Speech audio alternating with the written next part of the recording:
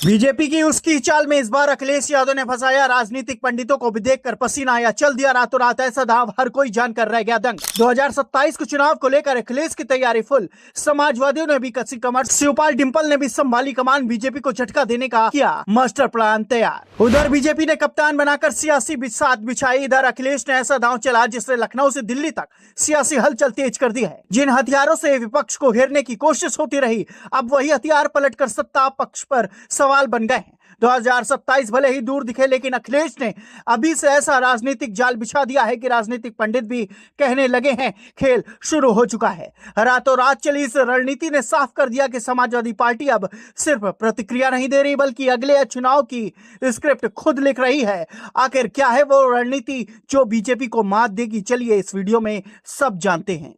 दरअसल 2027 विधानसभा चुनाव की आहट अभी से सुनाई देने लगी है। चुनाव में वक्त जरूर है, लेकिन राजनीति का मैदान अभी से गर्मा चुका है। अखिलेश ने एक बयान से साफ कर दिया है कि इंडिया गठबंधन इस बार सिर्फ कागजी समझौता नहीं होगा, बल्कि जमीन पर उतरने वाला फॉर्मूला बनेगा। उन्होंने सीधे शब्दों में कहा कि सवाल सीटों का नहीं बल्कि जीत का है।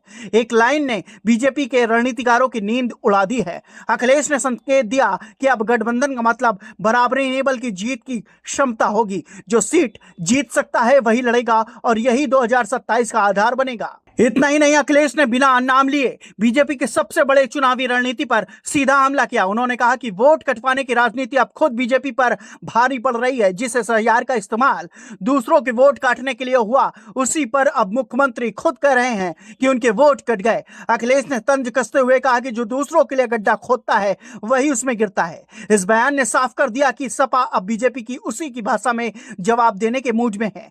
राजनीति के जानकार मानते हैं कि सिर्फ बयान नहीं बल्कि आने वाले चुनाव की दिशा तय करने वाला संकेत है। सीट बंटवारे को लेकर अखिलेश ने ऐसा फार्मूला रखा जिसने गठबंधन की बहस को ही नई दिशा दे दी। उन्होंने कहा कि लोकतंत्र में वही आगे रहेगा जिसमें ज्यादा वोट मिले हों और जो बीजेपी को हरा सकता हो। यही मॉडल 2024 लोकसभा चुनाव में अपनाया गया और नतीजा सबने देखा। बीजेपी उत्तर प्रदेश में दूसरे नंबर की पार्टी बन गई और अयोध्या जैसे सीट भी हार गई। अखिलेश ने साफ कहा कि 2027 में भी यही प्रयोग होगा। गठबंधन में कौन बड़ा कौन छोटा नहीं देखा जाएगा, बल्कि सिर्फ जीतने की ताकत देखी जाएगी।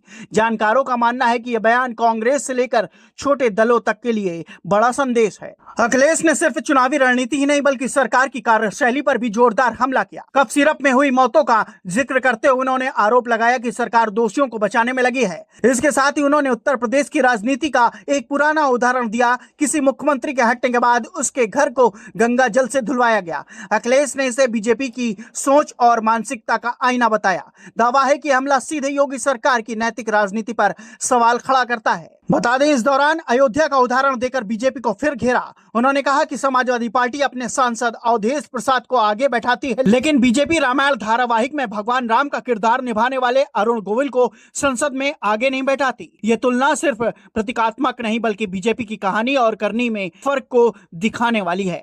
राजनीतिक जानकार मानते हैं कि सिर्फ बयानबाजी नहीं बल्कि एक सोची समझी रणनीति है। 2027 में लड़ाई सीटों की नहीं बल्कि सत्ता की होगी और अखिलेश यादव ने इसका मास्टर प्लान अभी से सामने रख दिया है।